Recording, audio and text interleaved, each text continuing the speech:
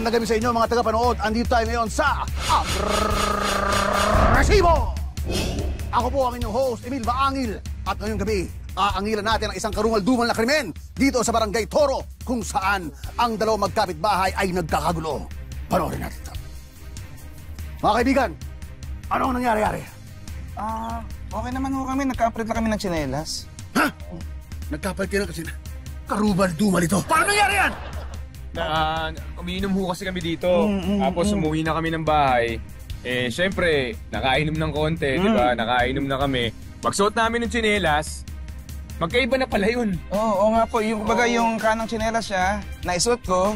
Yung kanang tsinelas ko naman, naisuot niya. Oo, Nagkapalit eh.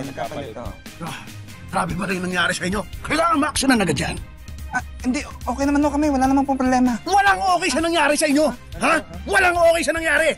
Dahil yan sa alak! Iba talaga ang nagagawa ng espiritu ng alak! Kailangan dyan, ma-actionan dito sa Agresibo! Gagawa natin ng patanag dyan! Wala naman ho yun. Tsaka wag na ho kayo sumigaw. Ano wala? Ha?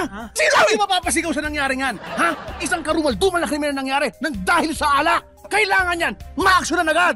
Mga kaibigan, mag-iingat kayo sa dulot ng mga alak na yan dahil ito ay hindi nakakabuti sa katawan, nakakabuti sa mga kapitbahay.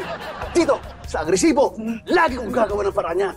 Ito, si Emil Sumangil para sa Agresibo! Oh, asan yung alak na yan? Ha? Asan yan? Ito ba? Sir! Sir! Sir, mag-unos dili kayo! Bilang kandidato noong nakaraang eleksyon, pinagsisisihan ko ang pandaraya ko. Kung ano-ano pang mekos-mekos pinagagagawa ko. Pero ako pa rin ay natalo.